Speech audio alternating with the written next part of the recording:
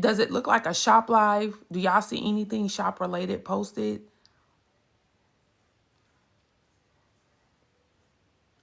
Do y'all see anything shop related posted now? Yes or no? Danielle, do you see anything shop related? Okay.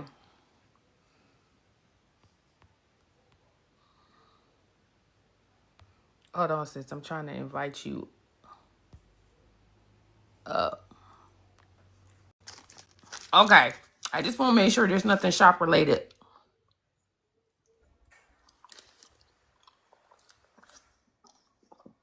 Hey, Carrie Lee, I'm waiting for Tiffany,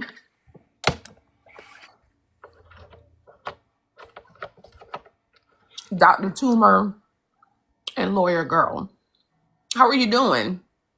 Good. Okay, well, so I'm just waiting for Tiffany. Never mind me. I'm finishing these expensive fruit pastries I had got. They look so good. I was watching the video on that. The strawberry one looked divine. They're sweet. Are they?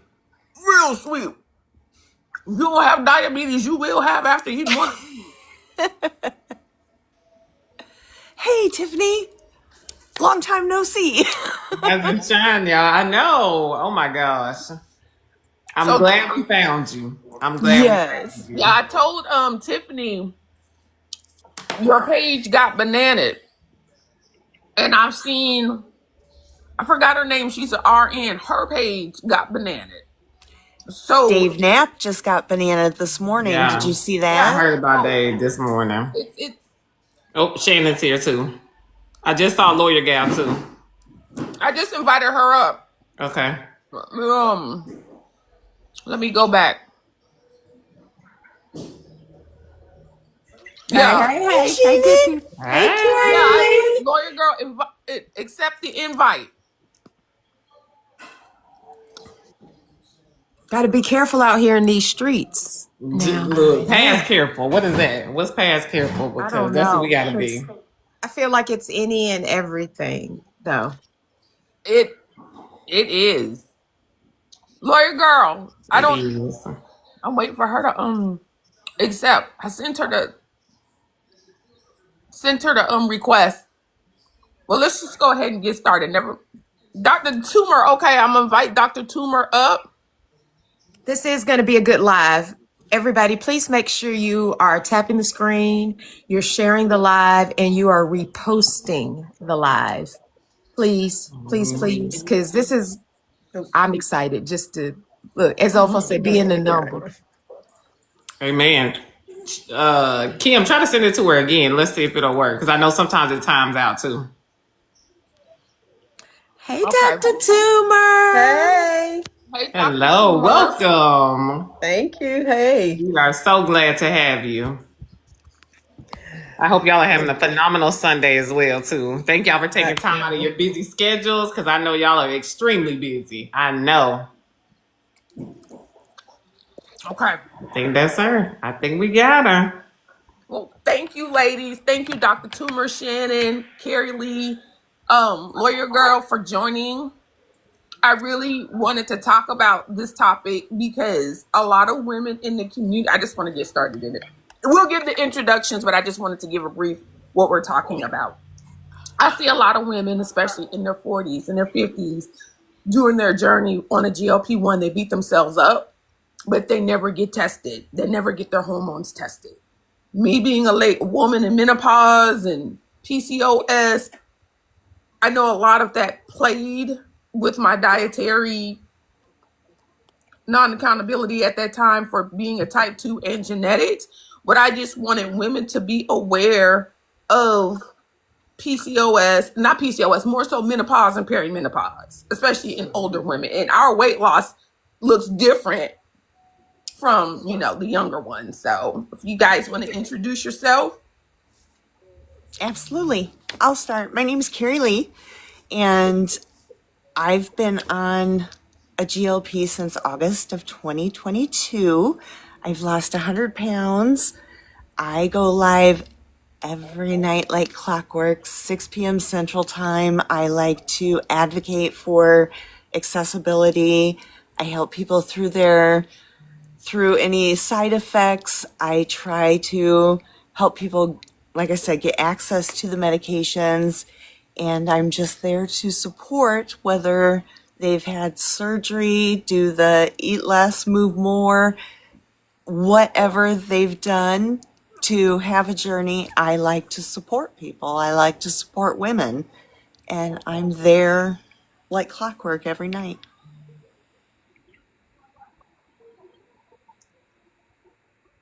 Tiffany, or is it me? Tiffany. Oh, Tiffany couldn't hear her. Thank you, Carol Lee. Shannon.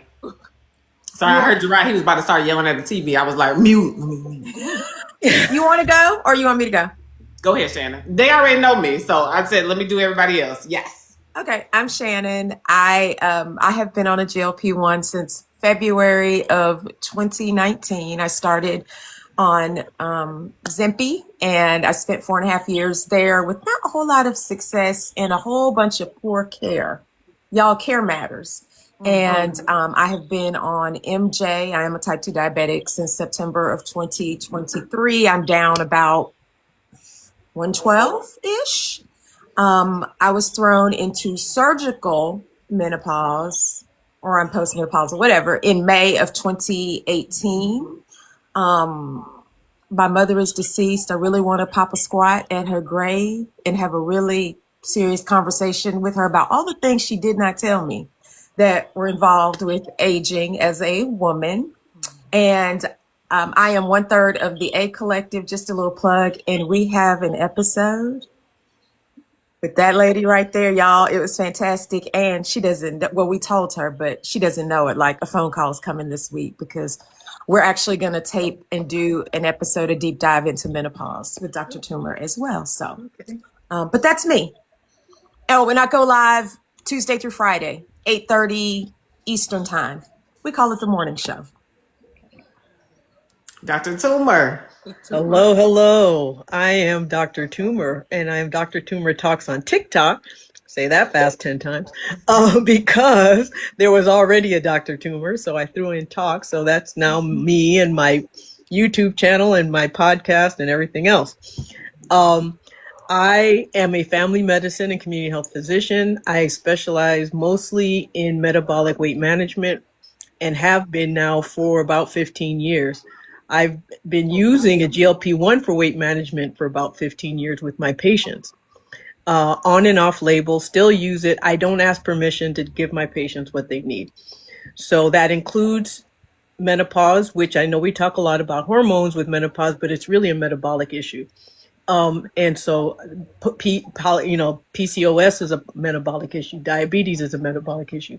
I've been on a GLP-1 for 14 years. I first went on Victoza in 2011, then switched to Ozempic, mainly because the drug rep came to my office and gave me samples. And then, Okay. and for the same reason, I switched to Manjaro for the same reason. I got samples first.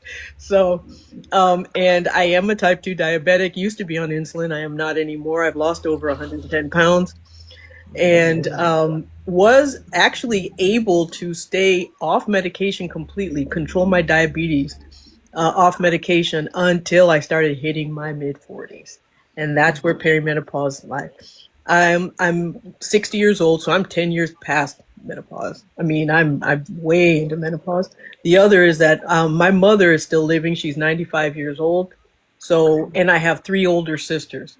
So I've heard everything, and we've all had different journeys to menopause, and so we'll talk a little bit more about that because I am a firm believer in hormone replacement.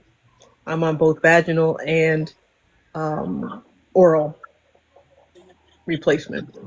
So Wonderful. Glad to have you as well. Lawyer Gal. Hi, good evening, everyone. Let me do my little fangirl moment because I love all of y'all. So this is really an honor to be on tonight. My name is Celia in real life. On here, I'm Laura Gal. I do a variety of content, but GLP-1 came into my life via, just hearing about it on the news when Oprah really did her big push. And that was like 2023. I tried it. I had some bad reactions due to my cycle. Came off, and similar to what Shannon said, I ended up having a partial hysterectomy. And my doctor said, well, let's try it again. I lost about 52 to 54 pounds in about a year or so. A lot of diet, a lot of exercise. I still had to do all the things I've been doing previously, where when I was in my 20s, I used to say my girlfriends would do liquor and dessert. We can't eat the real food, but we could lose 10 pounds and we'd be good. 40s, that got a little different, had to do a little bit more work. Late 40s was a whole different ball game. And so I said, well, I'll try it, because it's not as if I don't have the good habits of diet and exercise. I've had a personal trainer. I'd lost 100 pounds previously, like 15 years ago. And this is the first time in 15 years, and it's been about a year and a half now, that I am down to almost my lowest weight as an adult. And I know that's all thanks to GLP-1 and that extra push it gives you if you're doing the right thing. So I appreciate all of you being on, because I've used all of you as resources over the last 18 months. It's been invaluable. So thank you. And this is my 50th birthday year. This is the big 50 for me. So I'm part of the team now. I'm excited. Congratulations. Part of the club. You're going I to love love it 50s. over Oh my here. gosh, 50s are the best. Yes. 52 Tuesday.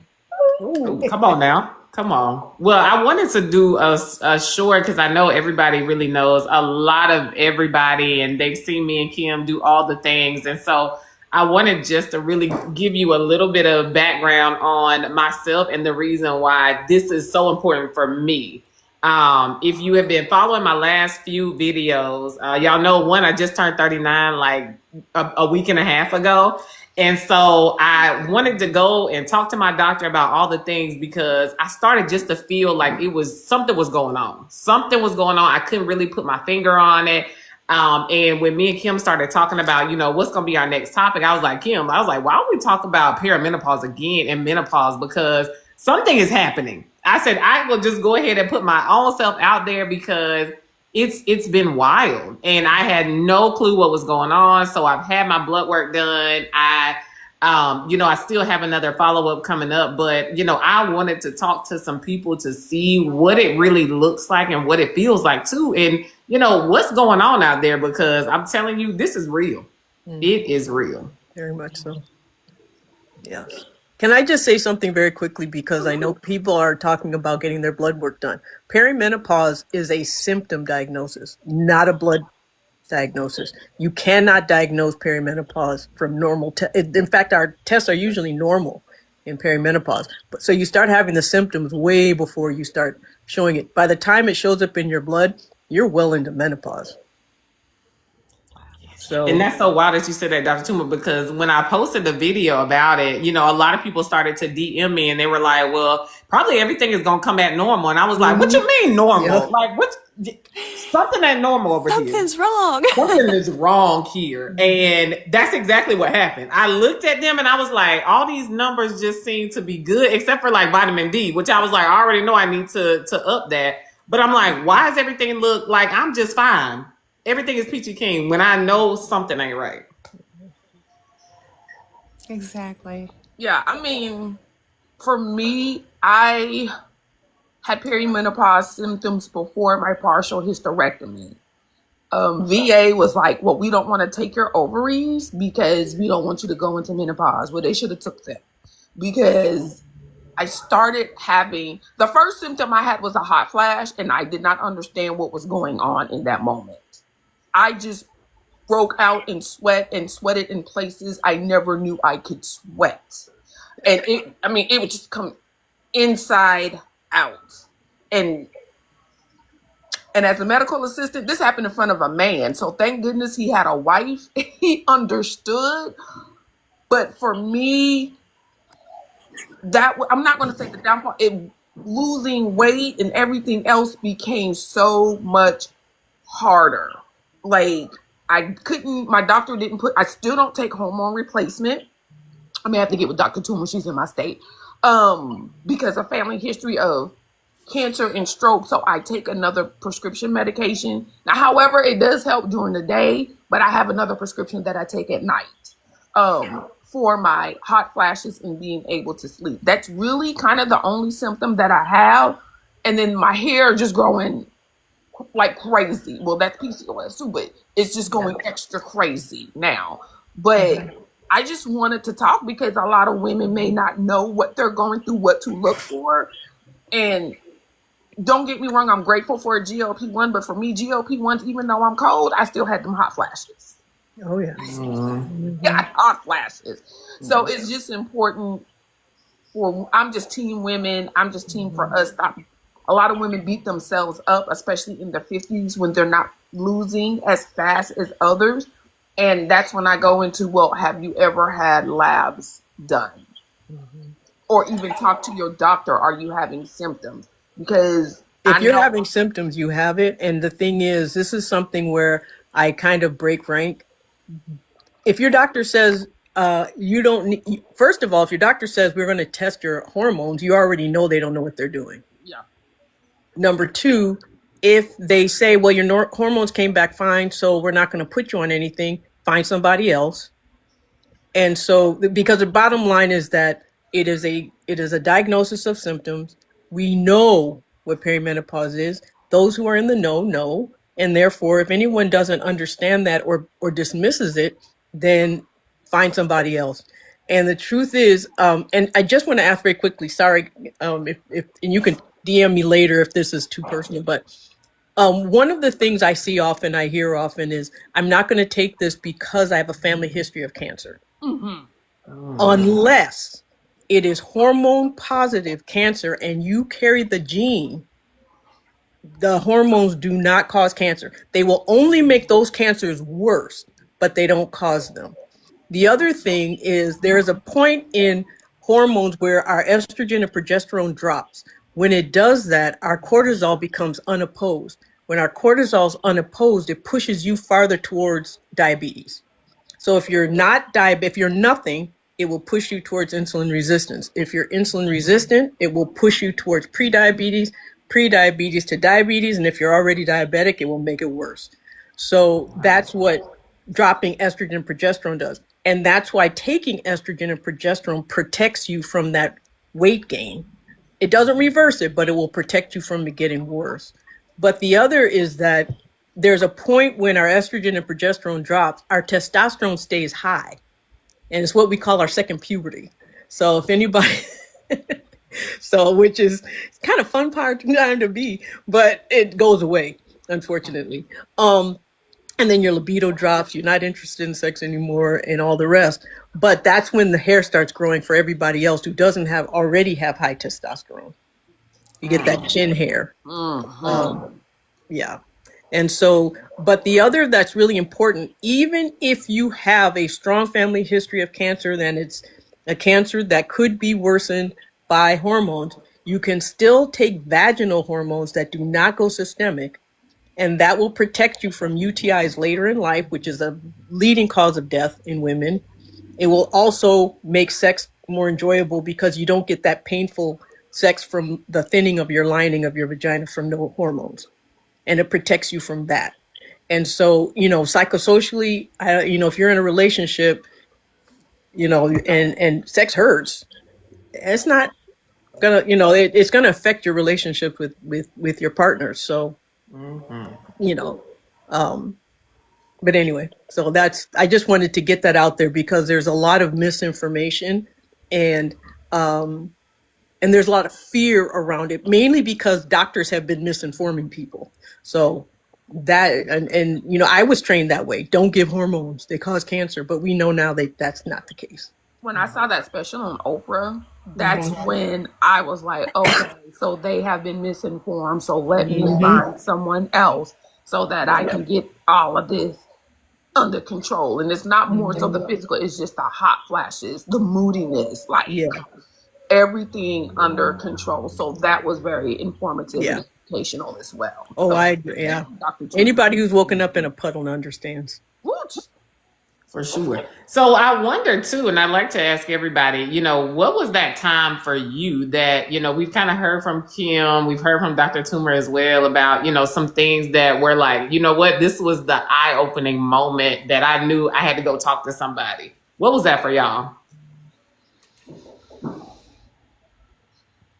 Mine started early. So I was around the time I was diagnosed with PCOS. I was diagnosed with Graves' disease, which is a thyroid disorder. It was an overactive thyroid. And y'all, while not good, baby, I could eat a dozen donuts today and wake up 2 pounds smaller tomorrow. It was the wildest thing, absolute wildest thing for me. But that went into remission, and so I always get my thyroid levels checked because they warned me that there could come a time when it's gonna sputter out. But it's so far so good.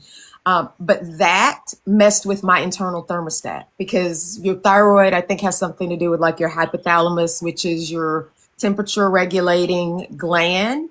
And that started hot flashes for me. People would be cold and I'd be like, it's not cold. And they would be like, we're freezing. Like, I'm not cold. But then so that was around 32-ish. Fast forward to probably my early 40s. And I remember I had a college roommate who was thrown into surgical menopause in her 20s. And she described a hot flash back then and was like, oh my God, it's like you're burning from the inside out. You're bursting in flames from the inside out. And I always remembered that. And when it started happening, I was like, this ain't from the outside in. This is from the inside out. Oh my goodness. I think this might be a hot flash, a real hot flash. And so that kind of started my journey. And Kim, like you, so when I had my hysterectomy, my doctor told me, she goes, well, this could throw you into menopause. She goes, but we're going to leave your ovaries because we, as long as they can continue to produce, we want to do that. Baby, within 60 days of that hysterectomy, I was in menopause, and I was like, you should have They took could have them. took them. I said that, and nothing wasn't coming out anyway. So BJ was it. That was 13 years later. They could have taken it, but Yeah, you took my baby maker. Why? You should have just took the little egg. right. And it's just I didn't know. Like it was karma because I used to laugh at my mama. Hey, mama, she's in here. About having the air on all year round. I'm like, girl, if you don't turn the heat on, okay. Wait till you get into menopause. Ma'am, mama, I'm sorry. Mama, I'm sorry. But everything became so hard. And it's like the mood swings, the sexual desires, just everything became so harder for me, and I started beating myself up because I thought something was wrong with me, and I didn't have the gall at the time. I wasn't seeing the physicians. I was seeing only doctors at VA, but I didn't feel comfortable enough talking to them because I felt like they weren't going to hear me.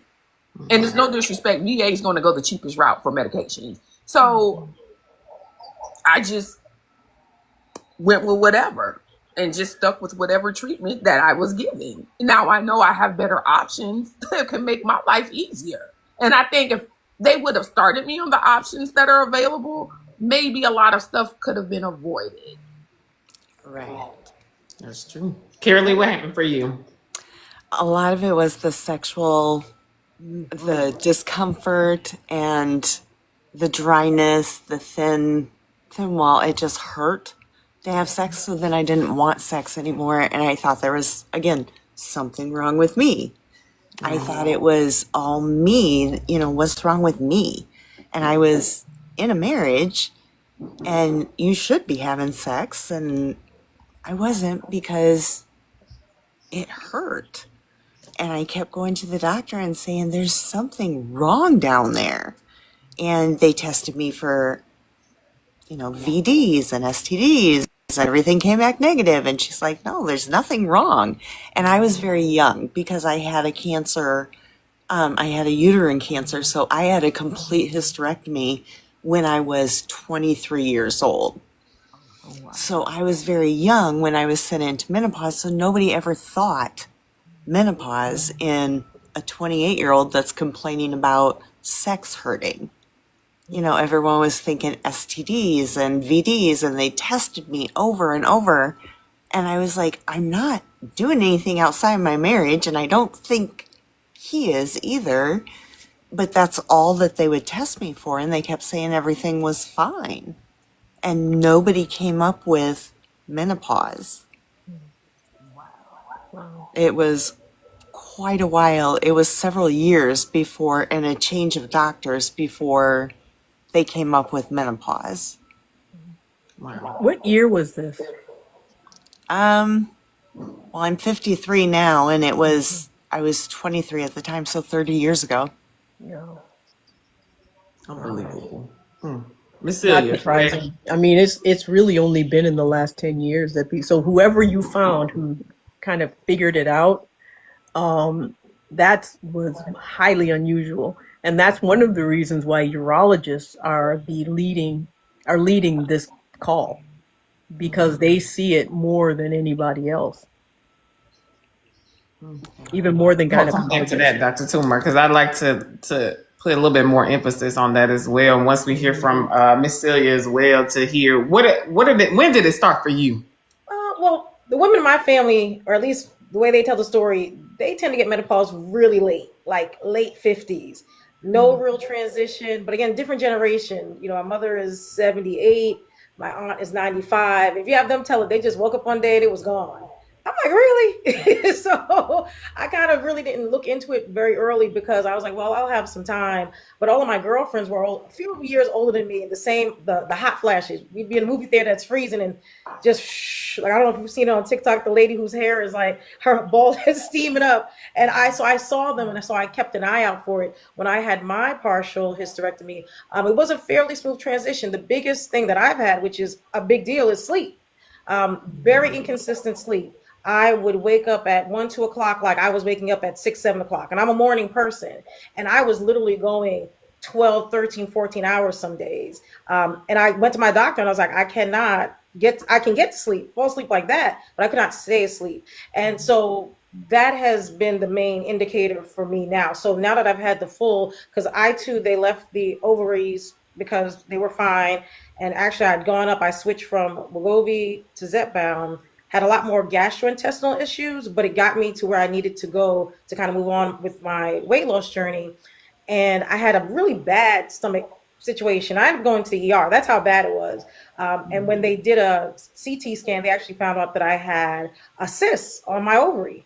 It was like 15, I guess probably millimeters might be the right size. I had no warning signs. So had I not gone in for what I thought was just bad gas, which it was, I would have never known. So I had to go back to my prior surgeon, and it was very good because sometimes the healthcare system gets a bad rap. But the doctor in the ER that night said, "No, seriously, do you have a gynecologist?" And I was like, "Yeah, do you have a doctor?" I said, "I have 5 doctors because I'll go to doctor for everything, And so she said, "No, seriously, I want you to follow up. If not with them, you have to get this looked at because this could happen at any time." And so I ended up having to go into surgery to have that. So since that surgery, I've now had the mild hot flashes. The sleep is better, and my doctor gave me medication for it. But sleep is so important. I don't think we talk about that enough because that's what regulates a lot of your hormones. That's when your body gets to rest. That's when you recharge. I work out with my personal trainer when I'm in a good stride 3 days a week. I have to sleep to be able to get back up and do the weightlifting with him. Right. And that helps with the sleep. So I think that's a big indicator for any of the women that are on. If you are having really bad insomnia or waking up, tossing and turning, look into it because it could be that starting for you. That's good. Cortisol. I think we sleep on, like, we don't, those are some of the things that we don't necessarily talk about because now we're just like, oh, they just say it's insomnia or it's, you just need to go to bed earlier. Right. That's not always it. Well, one of the things that, and I say this all the time, anytime a person experiences anything, there's a biological reason, there's a psychological reason, and a social reason. And so when it comes to insomnia, there are lots of different reasons. But for women, it's almost always cortisol. People think I'm some kind of magician when I say you wake up between 2 and 3 o'clock in the morning, don't you? And they're like, how did you know that?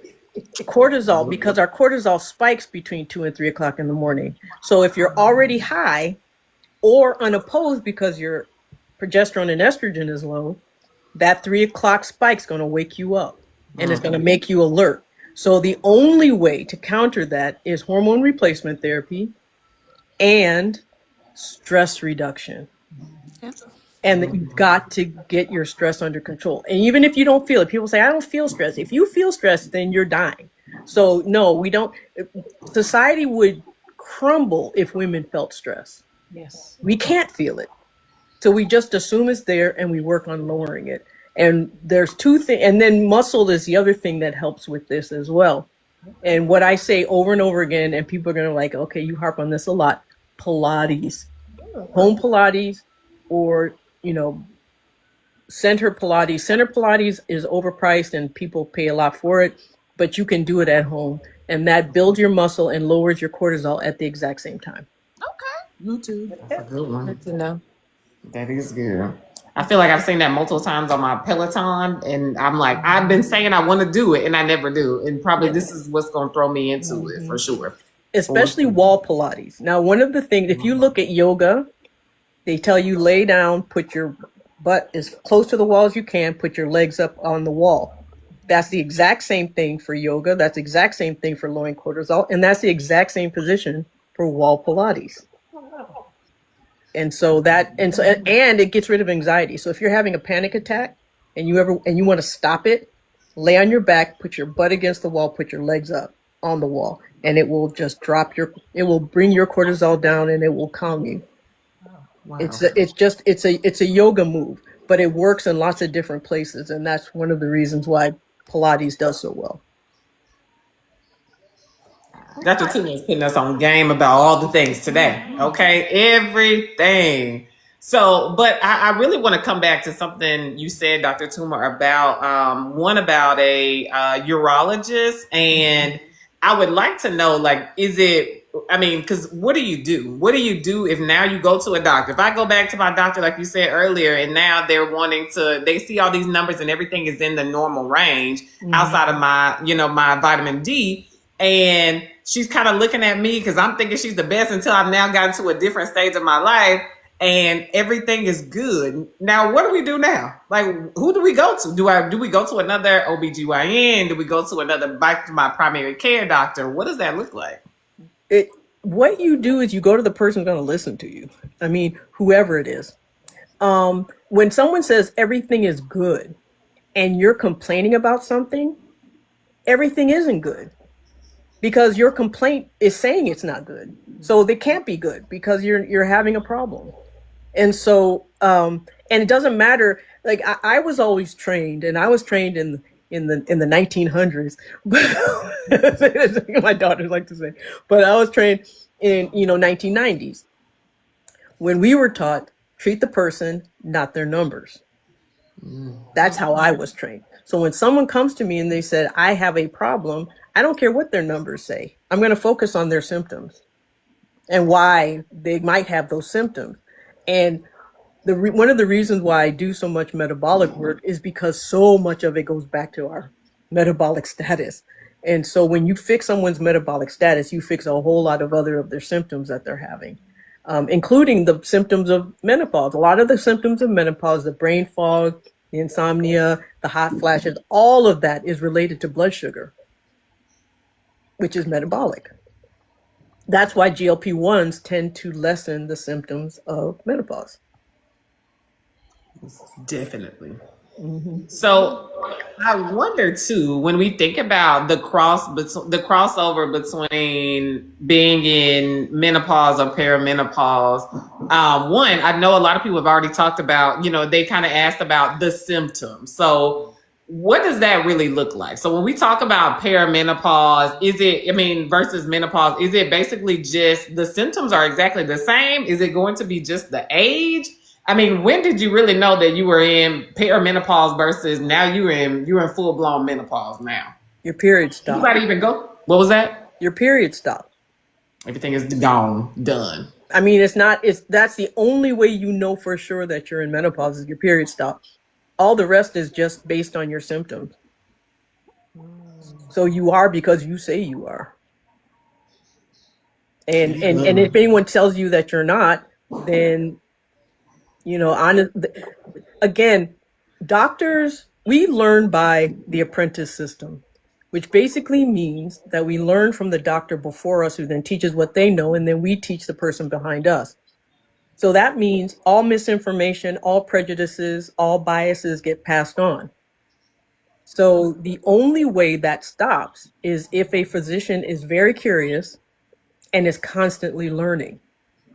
And so one of the ways you, at least a beginning, is now there's menopause certification. Not everybody needs it. I trained so I don't, in a way that I don't feel I need it, but there are some people who have. So you can actually go to the Menopause Society, and they have a directory of those people who are trained in menopause care. At least that's a start. Some people may be doing it just like some people jump on the GLP-1 bandwagon. There's people who are jumping on the menopause bandwagon as a way of, attracting patients. But you can, at least it's better than, just kind of going blind, trying to find somebody. That's good. So for those that are not on like an HRT, a hormone replacement therapy at the current moment, how do y'all feel about, being on the cross between your GLP-1 and any of the menopause symptoms or perimenopause symptoms that you have currently had? Do you feel as though they have helped you? I don't really have as many hot flashes anymore or night sweats, and I do think the GLP-1 has helped. I do know I have triggers for hot flashes, so if I'm gonna booze it up, even one or two drinks, if I decide I don't have a huge sweet tooth, but baby, the holidays are coming, I'm gonna pay for it.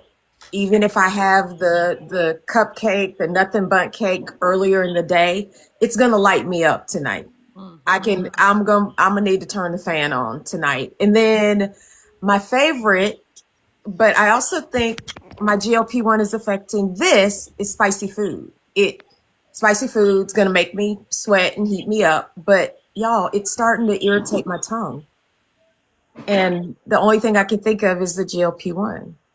That it's like I can't tolerate spicy food, and I mean I really like spicy food, but I think it's helped. So I definitely very rarely have night sweats anymore, and very few hot flashes, unless I'm the reason, I'm the drama.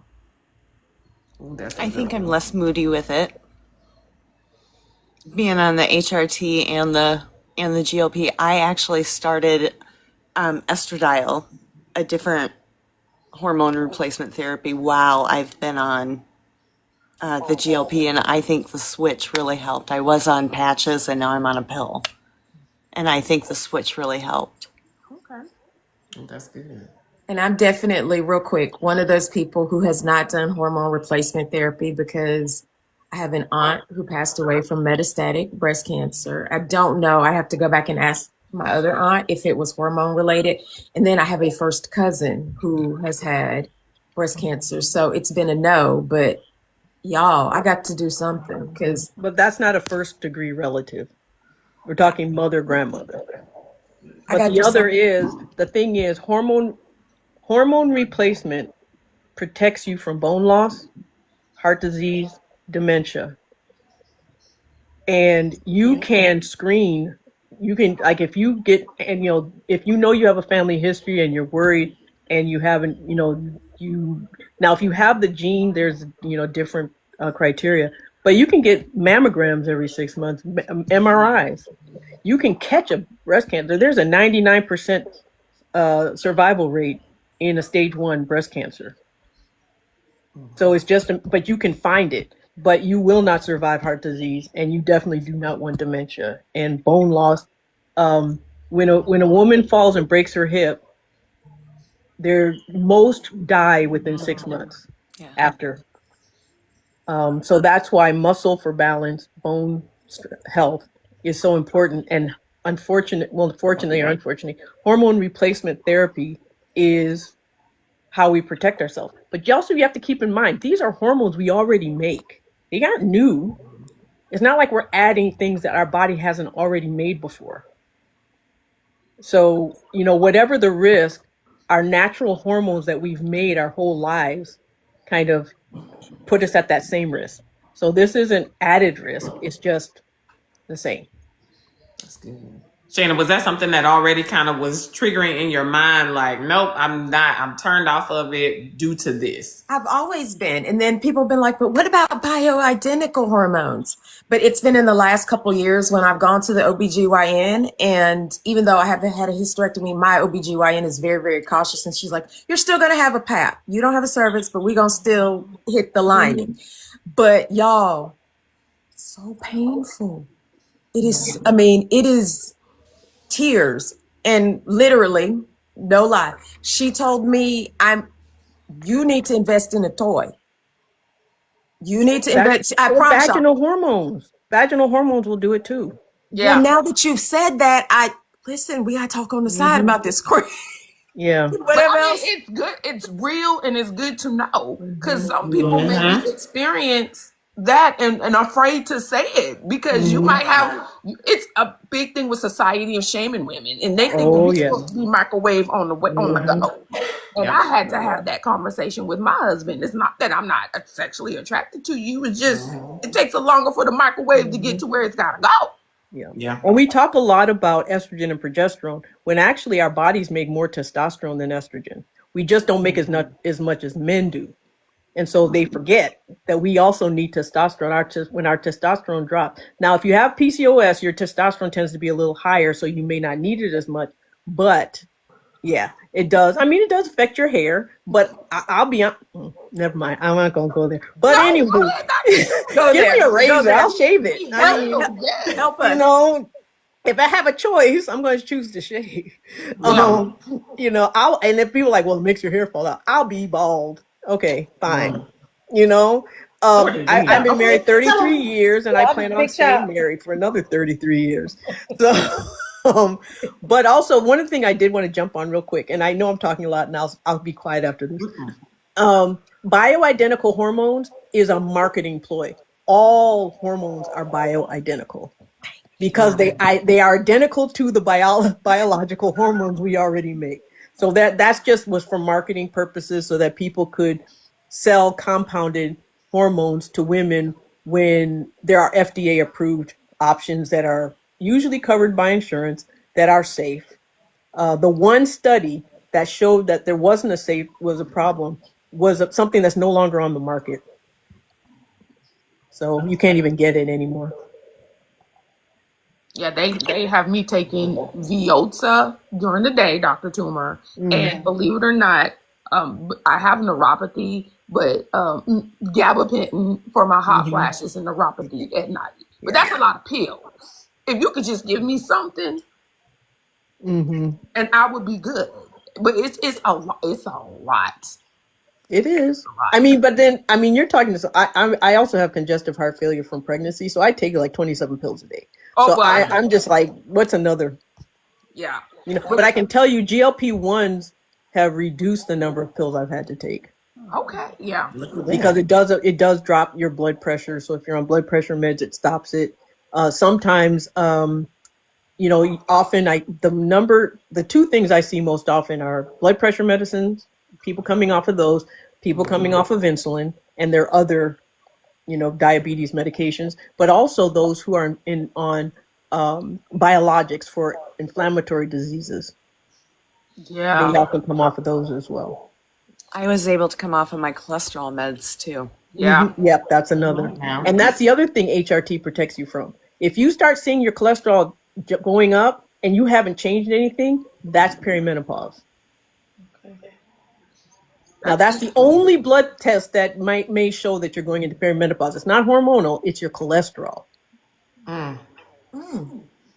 My cholesterol was up not too long. That's why I'm like, my eyebrows are going up. So I'm still processing all of this because y'all know I'm the new kid on the block. That's why I'm here for all the new people that's in here. And y'all like, look, I'm here. I'm your representative today, okay? Because one, I think about the sex drive just ain't there. We got look. Girl, 50 Y'all grams, see Mr. 50 Roger Shine in milligrams the of chat testosterone sometimes? once a month. That's all you Just need. screaming. You know what I'm saying? Y'all may hear him in the background. He may be able to hear, Lord, just, I like, those are the small things. I'm just like, was that a sign? Was that a sign? Were there small signs that was like, all right, you saw it. Maybe you didn't know what it was. And now you're trying to have conversations around it. You're trying to do all the things. The hot flashes. I never knew. I mean, the first time I was just like, wait a minute, I'm used to him kind of having those kind of hot flashes. I'm like, you always hot. And so now when it happened to me, I was like, okay, maybe I need to listen to my body a little bit more because I'm so used to different things happening. And so if something is off or out of whack, if it happened one time, it was like, oh, maybe it was just like Shannon was saying about maybe I had a little bit too much to drink because my doctor said that the other day, and I was like, no, I mean, I don't really drink a lot. I wasn't, doing a lot of that, and so I'm like, oh, what is happening? And so now that y'all are talking, those are the things that are kind of sticking out in my mind. Like, all right, this ain't like this just happened last month. It's been going on for a minute now. Yeah. And I think too, and I'll say this because sometimes we and I know hopefully I'm talking to somebody because I know I'm talking to myself. When they ask us to fill out all of this paperwork and they ask us so many times about what is going on in our life and what is happening, y'all do not just put just something. Do not just let it go and take it for just being, oh, you know what, I'm not gonna listen to it because that was me. That was me. I just fill out the stuff and I'm like, well, why do they need to know this? I was just here. I was just here not too long ago. Why do you need to know all of this? And that's a huge thing. A huge thing. Listen to them, especially if there is somebody that actually does want to listen. Give them the info. Get them the info. So my next question that I have is really around, is there anything that you kind of know now, being and going through all of these different stages, that you would tell someone and say, you know what, this was something that I wish I knew before all of this started?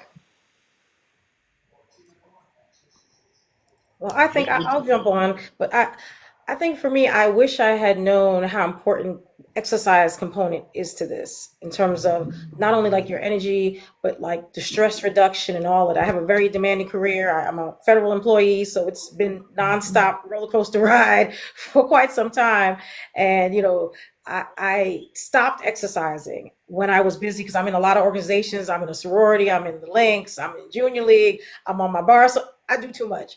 And I was really like not being able to go to the gym. And my therapist said, well, let's look at what you're doing. So I think Dr. Toomer, I thought that was excellent that you brought up about stress. And Shannon, the fact that you're tracking when you get your flashes. And my therapist started to say, well, track when you're having those moments because we all have a battery life. And if you're giving 50% here, 70% there, you don't have what's left for the gym or to cook a good meal. Or so she said, give yourself grace, but you also have to create an exit strategy. So that's what I wish I had done sooner. There were a lot of things that I obligated myself to where I did not learn how that no was a complete sentence that my therapist actually walked me through because I like to be helpful. I like to be in a community. But like I said to someone the other day, I've put a lot of things before my health. And so this time I had to choose me. And I have no regrets, having lost over the 50 pounds, my cholesterol. And I will say this as well. And I did one of the TikToks about this too. All I had is obesity. And I think a lot of times people think, oh, I need PCOS or I need this. No, that all I had was an inability to lose weight. And I've been fairly heavy my whole life. I've always been very busy and active. And I put it out there. Don't feel like because you only have obesity. And my doctor was like, no, you're really the perfect candidate. I don't have to worry about any of your numbers except for the number on the scale. And even that's negotiable. You don't have to get down to, because I'm only 5'1.5". You don't have to get down to 103 and 113 pounds to be healthier for you and to improve your life and extend your life. And I'm fortunate the women of my family do tend to live very long. My grandmother lived to over 105, 6 years old, and she was fairly healthy. And so that kind of inspired me to say, well, I don't mind being here, but if I'm here, I want to be healthy. I want to be active. My grandma was still, my family's from Jamaica. She was still the president of the Women's Federation at her church at like 103 years old. So, when you're blessed with good genes, take advantage of that. So if all you have is obesity, don't feel guilty and feel like you need to have something else. In fact, jump on it sooner rather than later and get the exercise and the stress reduction in. That's my my 5 cents. Ooh, girl, I love that. You just said a whole look. If you preaching to. I'm in the amen choir on that one. There's so many times I always say, Tiffany, you need to slow down and just choose you. Oh, that's good. That's good. Also, I Go think, ahead, can I Dr. just say something? Because this is something I hear a lot. That's good. People often think that their obesity is what caused their numbers. It's the other way around. You have obesity because you have a metabolic issue. The only thing is that in medicine, we decided that we weren't even going to look at it until your A1C is over 6.5. But you're gaining for 10 years before that happens. And that gain, our fat in our body is a metabolic process. And once we have it, it becomes a endocrine organ. It puts out hormones. It uses hormones. And so when people say they have obesity, it's the same as saying I have diabetes before I have it. And that's why diabetes meds, why metabolic correctors work to reverse it. That's what my Because doctor it is said. a chronic metabolic disease. And we have what is considered chronic metabolic hyperadiposity, which basically means that our body makes fat very easily from very few calories. And it also tends to hold on to those calories because in our brain thinks we're starving. And so holds on to the fat that we make. And that is a metabolic process. And it's a very freeing piece of knowledge because for years, I have a girlfriend now. She's the same way we were in high school. We graduated in 1992. I saw her last week. I'm like, how can you be the same? But her body, that's how she processes. Mine process. I just always say, I can look at a piece of cheesecake and gain 5 pounds. My doctor said, you're not that far off. You're No, right. that is true. Yeah. That is absolutely true. But it's very freeing because for years I beat myself up and I always talk about, I've accomplished so many things. And the one thing I should have total control over, which is how much I eat and how much I exercise, I felt like I had no control. So this is the first time, and I really do appreciate that Oprah put it all out there because I really related to her message because she was very similar. She could do all these other great things for even other people. And the one thing she had total control over, she felt helpless. And so that's why these drugs are, to me, a lifesaver. I'm like her. I just wish I knew 16 years ago. Well, some of us did know. I mean, like I said, I was prescribing him for weight management 15 years ago. Yeah, but I was also being harassed by other physicians because I was doing it. You're going to get sued. That's not how it's supposed to be. We use meds off label all the time. And that's how we determine how they work. And because we were using it off labels, how we knew 6 was just how 6 came about because we had already started using Victoza. And so, but I'm just saying, but also, anyway, go ahead. I'm sorry. The reason why I say that is because, and I'm glad you're bringing that, we may shift the conversation to bring awareness because you have a lot of people just thinking that pushing away. I was in the Army, still was overweight by Army I was overweight by Army standards. I would exercise twice a day. I would eat no more than 1,200 calories and nothing seemed to work. I was obese, but nobody wanted to address the obesity. They wanted to address my ability of controlling what I put in my mouth. And I really would love for us to discuss that because a lot of people are hard on themselves. A lot of people don't even know what we call food noise. And it's I see that a lot. And Dr. Toomer, the floor is yours. Well, this is the thing. And this is why when we hit menopause, there are people who are like, I was fine my whole life. And then all of a sudden I hit menopause and all of a sudden I'm gaining weight. I'm craving carbs. I'm doing all these things. And it's because you're being pushed into insulin resistance, which is essentially the precursor to having obesity. But one of the things that was mentioned that, you smell cheesecake or see cheesecake and you gain weight. That is actually true. You can smell bread and you smell or you see cheesecake, your brain immediately starts preparing for that carb and pushes out insulin. And insulin is the precursor to fat production. So everything you eat at that point gets turned into fat because your body is already priming for it. And carbohydrates are the only thing that's broken down in our mouths. And there's a reason for that. It's our brain's drug. And our brain wants to know when that drug is coming. Our brain wants access to that drug immediately. And so that is why carbohydrates and carbohydrate management is what works. And our brain, unfortunately, though, what happens is our brain, that message isn't hitting our brain, and our brain is missignaling the rest of the body. And one of the missignals it sends is, you haven't eaten, eat more. You haven't had enough carbs, eat more carbs. And that's the food noise that people have. It's that mismessaging that you're, and that's why GLP-1s work so well to stop it, because all of a sudden, the one signal that the brain needs to say stop eating, it's getting now, because the medication makes it get into the cell that tells the brain the right signal to send. Oh, good. Listen, Believable. if someone doesn't feel validated from that today, they ought to now. I'm floored. Me too. I'm gonna drink some water. We needed the emoji that was just like the brain was just. I mean, because how many times do we hear people say that and we just laugh it off? And I'm like, that's real. This is real. Like it's.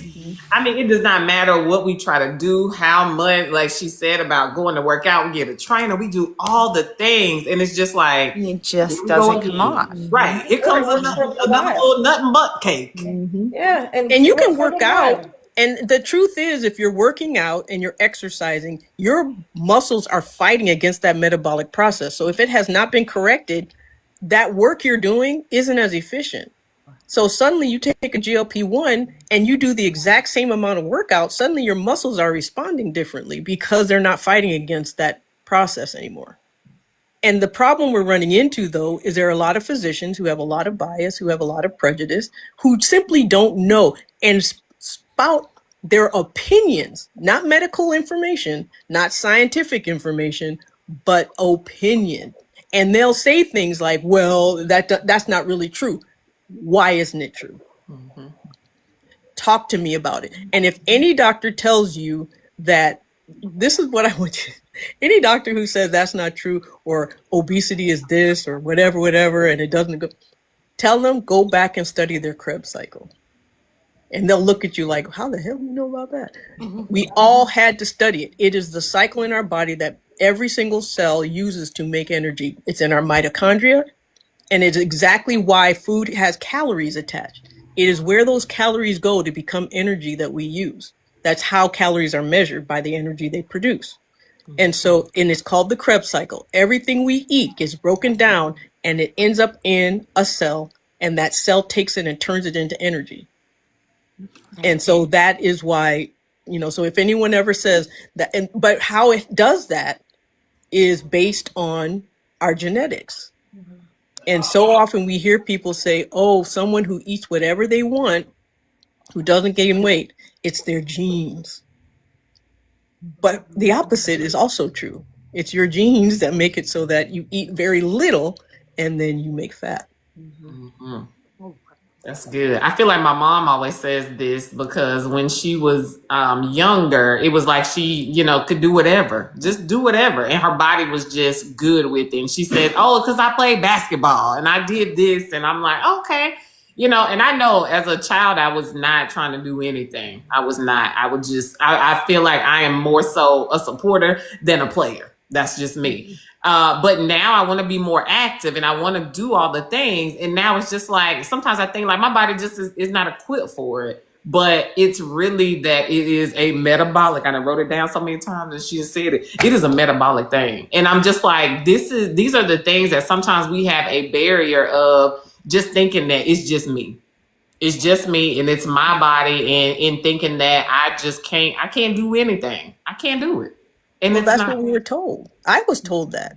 I went to people when I'm 5 feet tall. I was 220 plus pounds. I started weighing myself at 220. I weighed, gained more. And I was told, well, I actually had a colleague say, how did you let yourself get here? Mind you, I had just had 2 babies in 3 years. I was on insulin, which already makes your body make fat. Mm-hmm. And so I was trying to get help to get off insulin. They're just like, you're too high risk because of your heart. We can't help you. You figure it out. And so that's essentially what I did. I had to create my own program because nobody would help me.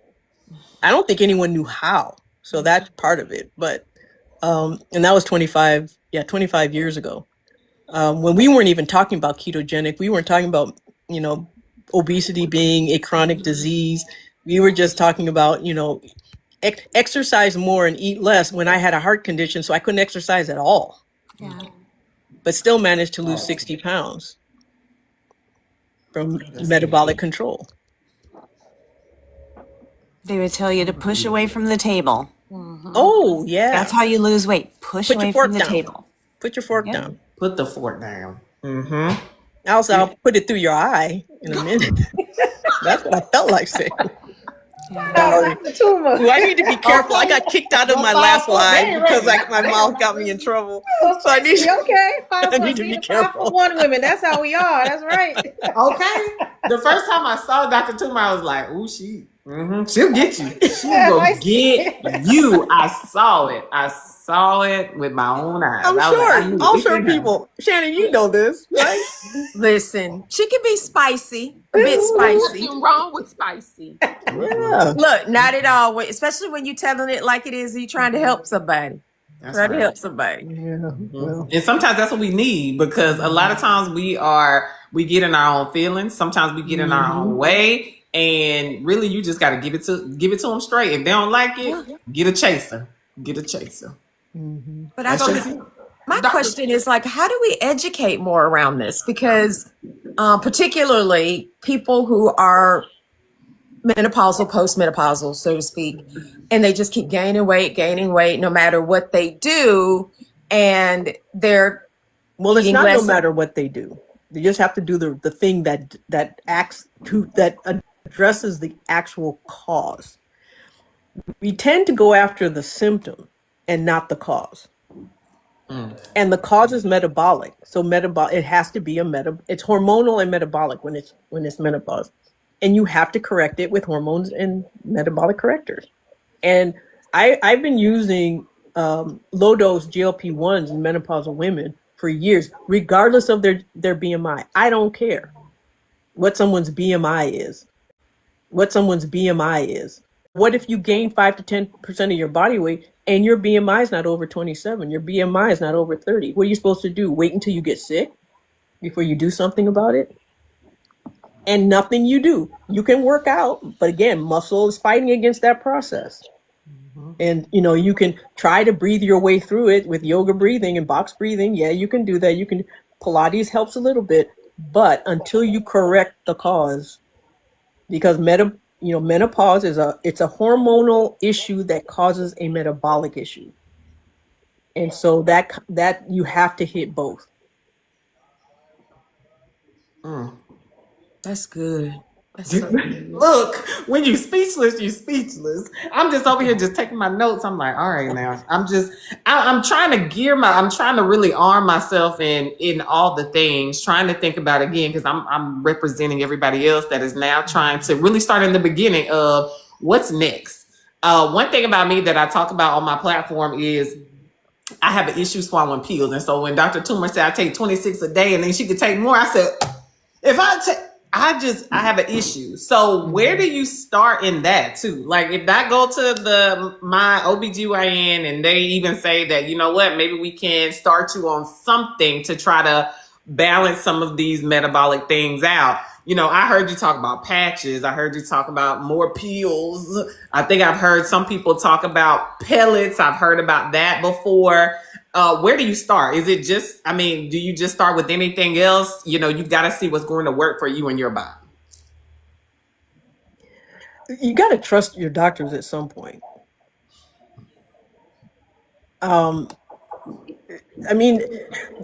Okay, so when a doctor makes a recommendation to give you something, they're making that recommendation usually from a place of knowledge and a place of study.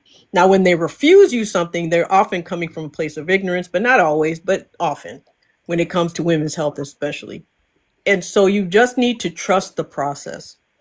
Whether it's GLP-1, whether it's hormone replacement, we're not the enemy. And that's something that and you also have to get out of your own way. One of the things I hear a lot is, I've done my research.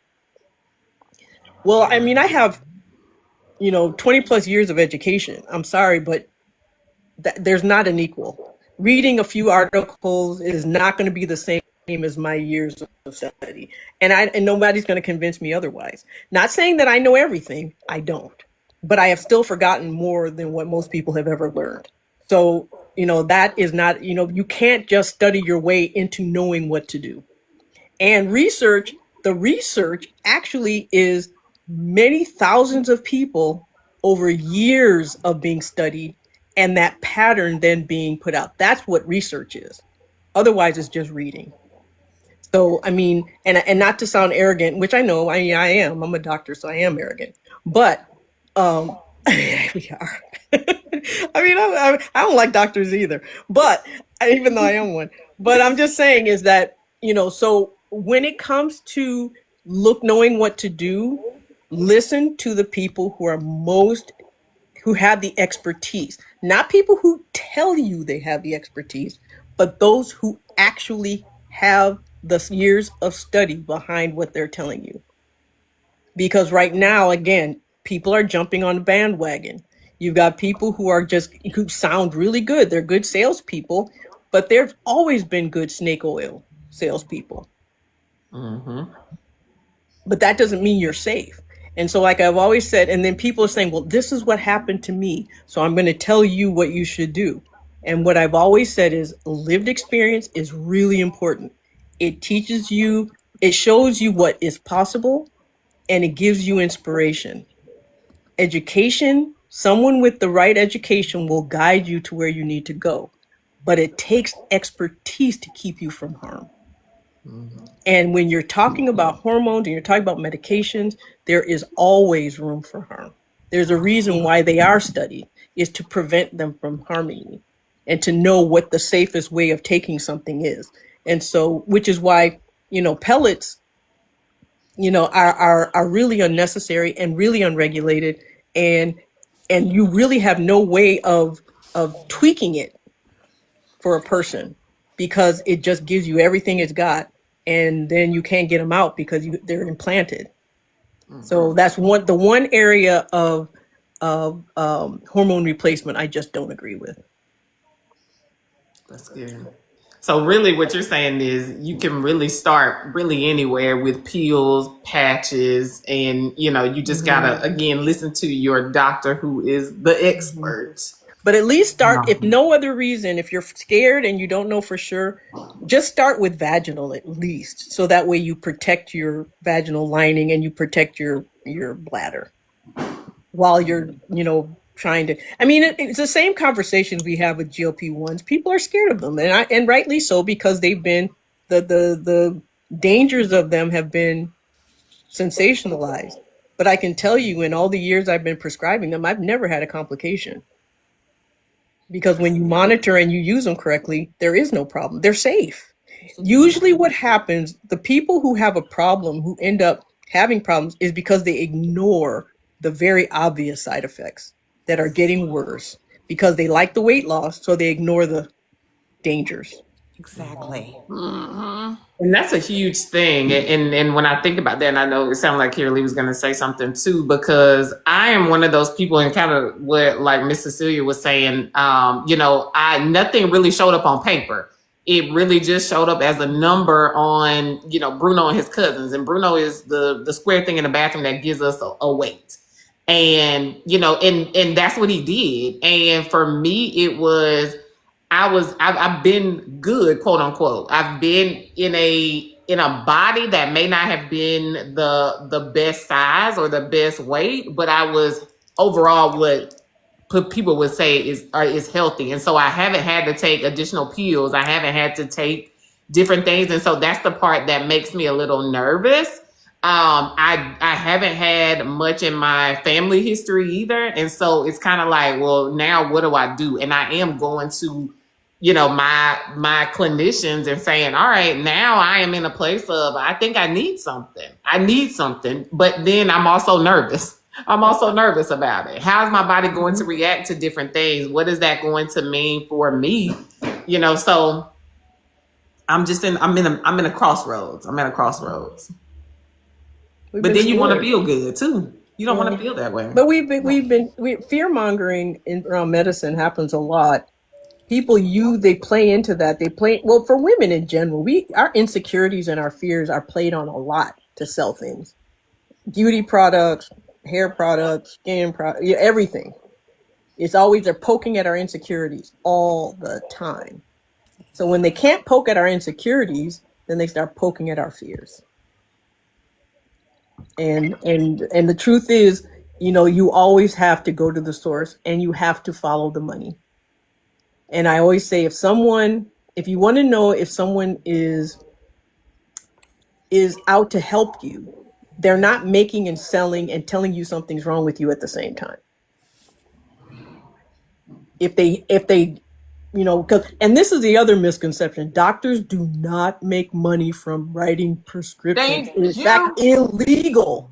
It's so illegal. That is illegal. I mean, if you look up, and so people when you look up a doctor's name and you look up how much money they get, whatever, there's a dollar sign. What they don't tell you is that dollar sign is attached to samples. Because the companies that give us samples get tax write-offs based on the cost or the amount of those samples. So it's reported as a dollar amount, when actually what it is just simply samples that we take for our patients, so that patients who can't afford the medicine get access to it. But it makes it look like we're being paid by the company, and that's not true. That is illegal. We do not get paid. There are no such thing as kickbacks. Are illegal. And that is considered a kickback. You hear that all the time, especially in this community. When it comes to certain issues, that's a whole different topic. But yes, thank you for saying that. Thank you for saying that. That is a good one. All right, so we're going to try to take some questions. Did you have some? Go ahead, Kim. Yeah, speaking of questions, so two of them. The first one, Yahara, she asked Dr. Toomer, can you please talk about going from, I guess, PCOS to perimenopause, menopause? Two totally different disease states. She said that. Polycystic ovary syndrome is essentially what happens when our ovaries, so our body makes cysts to produce eggs, and those eggs get fertilized. But it's also in the process of doing that, our hormones shift, or it happens through hormone shifting, it happens through other things. And so when you have polycystic ovary, what that means is you have multiple cysts being produced at the same time. Not all of them are viable, but it's also the reason why PCOS and infertility tends to go hand in hand, because it is the process in which eggs are created. The hormones that is high in PCOS is testosterone.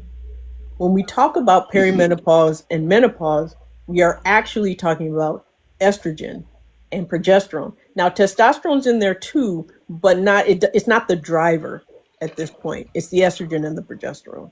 And so they're connected, but not related, if that makes sense.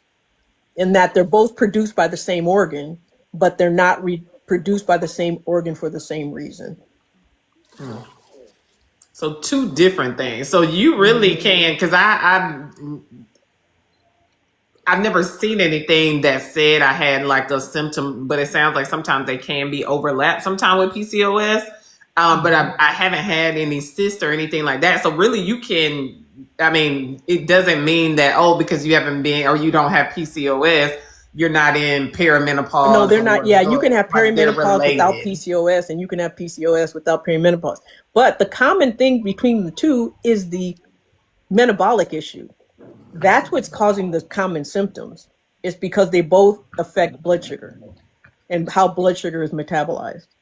And so that's why the symptoms are similar, but they're, again, because they have a common, there's a common process that causes metabolic issues in both.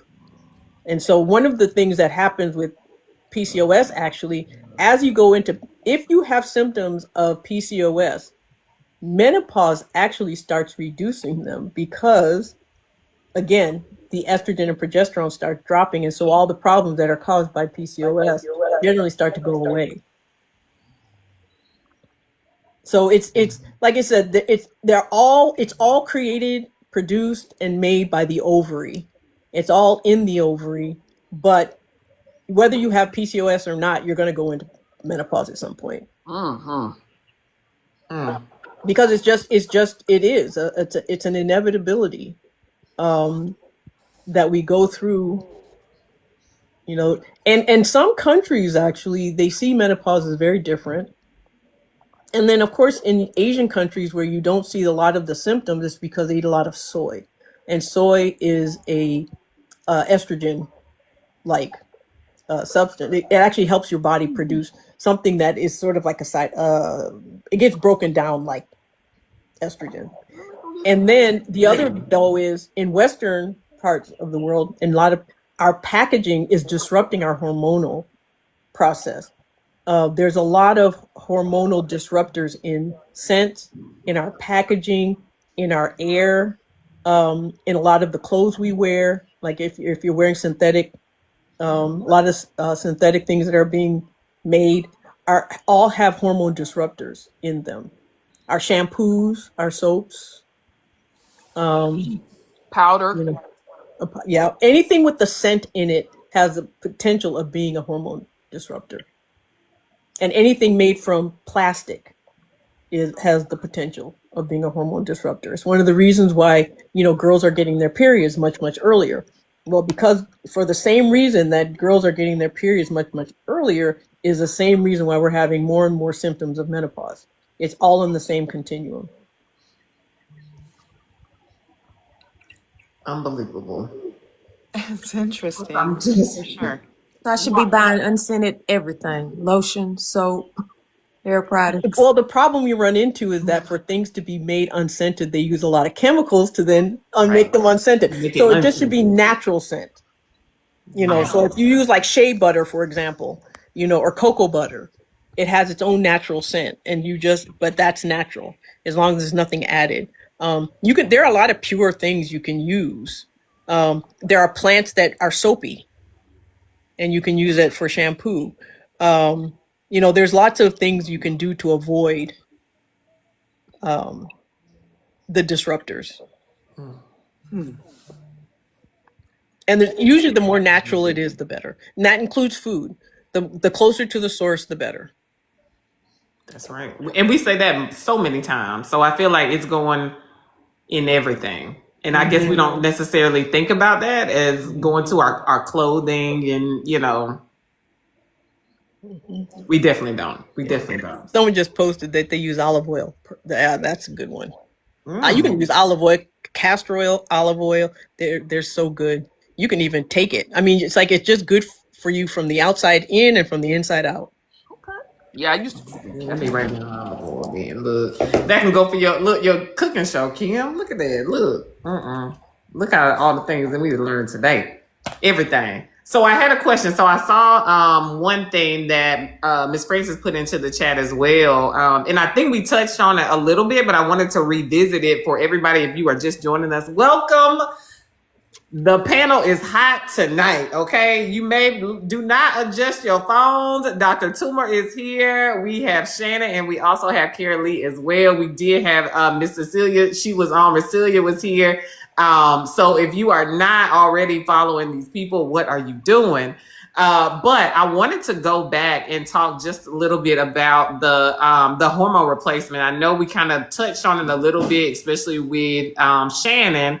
And I think I lost her question too. But her question was about, when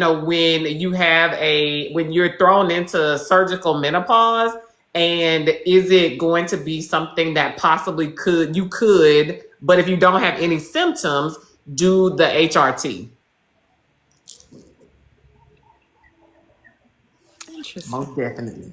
Oh, you're talking question for me? Yes. Oh, absolutely.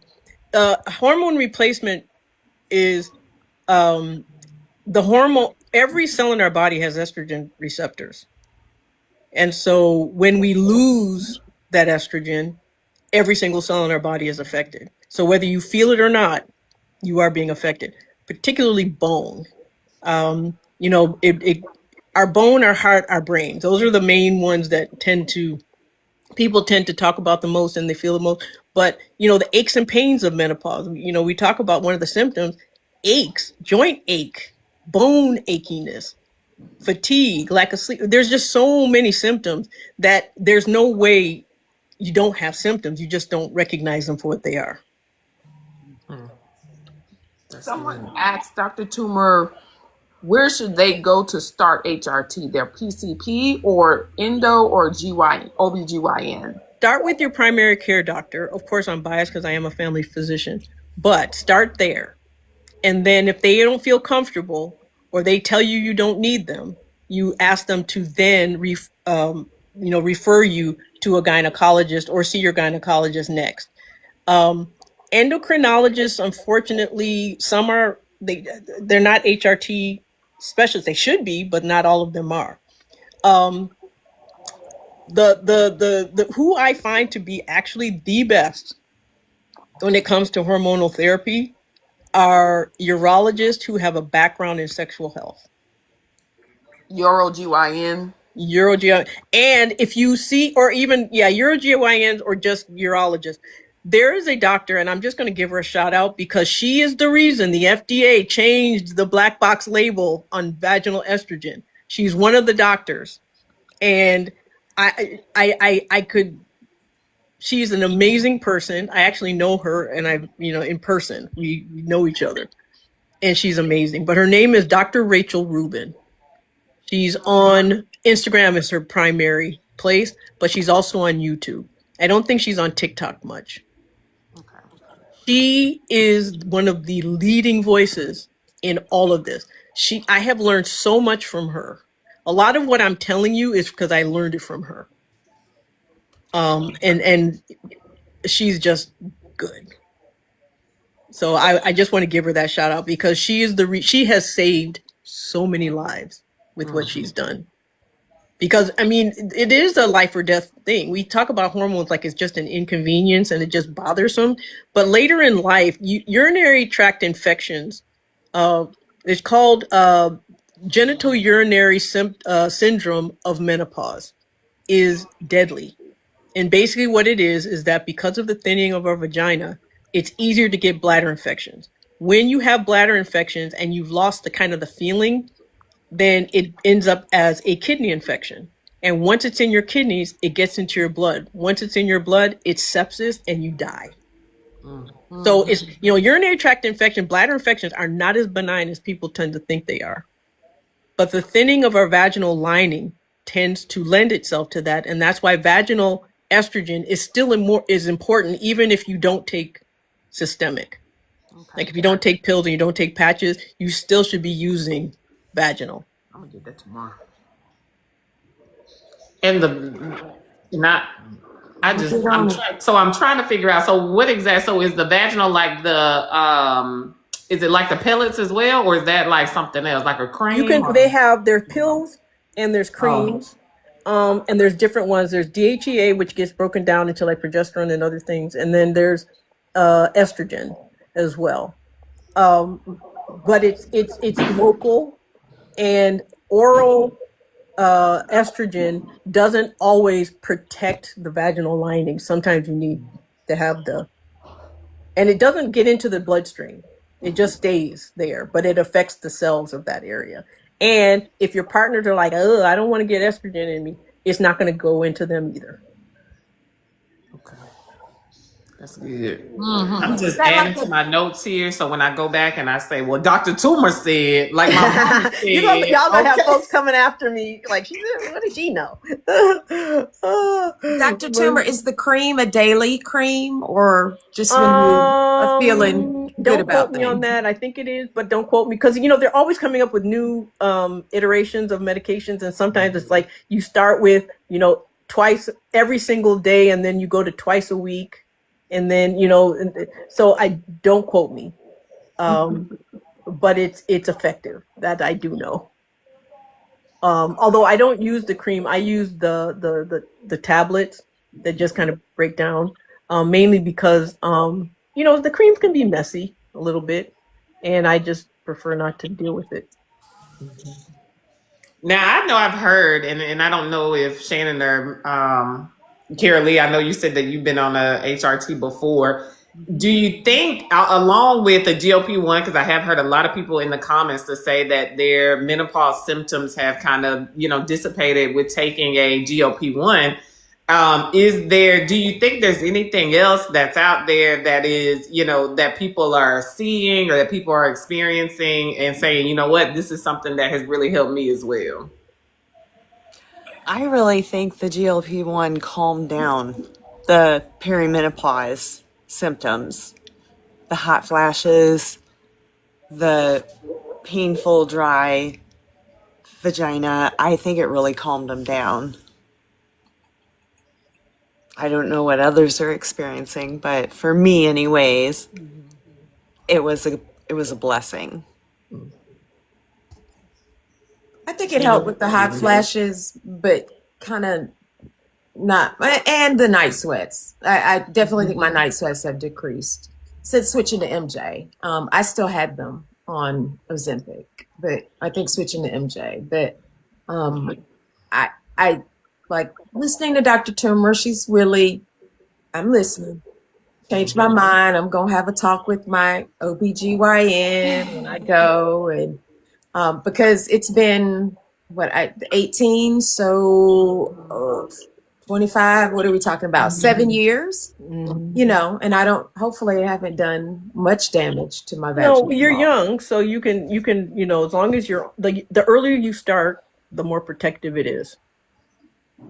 And so, usually by the time you hit 70 is when now, it's like studies are going back and forth, but there are certain things that after 70 can actually put you at higher risk, but before 70, they're protective. But the sooner, so basically what you do before you're 50 affects what happens after you're 75. I guess that's the best way of putting it. Is there anything else, Dr. Toomer, that you would say is like a recommendation? That is, anything else, because we know this is not medical advice. Is anything else outside of a GLP-1 that was still somebody that could be like myself and Shannon that might still be on the fence about an HRT? Is there anything else out there you would say, oh, you know what, maybe that's something you can maybe attempt or think about in our research? This is the thing. So they're the same hormones our body makes all our lives. So don't be afraid of them. There's no reason to look elsewhere. I mean, it's like saying it's misogyny that makes us think there's something wrong with HRT. I hope people realize that. Because why would estrogen be a problem when we make estrogen? That's what makes us who we are. That's what makes us women. So now all of a sudden that estrogen is the devil? What was it before then? It was what we needed, and we still need it. There is a lot of medical misogyny, and we've fallen victim to it. And we know there's a lot of prejudice in medicine. We all know this. We've dealt with it. I almost died from it. I mean, from childbirth in an illness, because I was told I was fat, and I was told that I was out of shape, and I was told the reason I was short of breath was because I was overweight and I just needed to lose some weight. Well, I was in congestive heart failure and was put on the heart transplant list. And it's GLP-1s that saved my life. Because I was put on it to prevent my heart from getting worse. And this was already 10 years after I had already been diagnosed, because GLP-1s weren't widely used when I was first diagnosed. In fact, they came out actually after I was there, because I was diagnosed in 2001 and they didn't even come on the market until 2005. So, initially, but I had a really good cardiologist who decided to put me on it. So I say all that to say there's no reason to look elsewhere. Our body, just like GLP-1, is a natural occurring hormone in our body. Our body makes it. It's just more effective in some people than others. And so some of us need it replaced because our body either breaks it down too quickly or because we don't make enough of it. Whereas other people make enough, or it stays in their system long enough for it to have a good effect. So GLP-1, glucagon-like, our body makes glucagon. It is a glucagon-like peptide.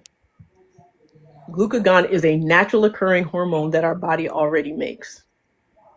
So it's not like we're giving ourselves poison. We're giving ourselves something our body already made. It's no different. The only reason it's not considered a supplement is because if it's misused, it can cause problems. But it's really no different than taking vitamin C. Right.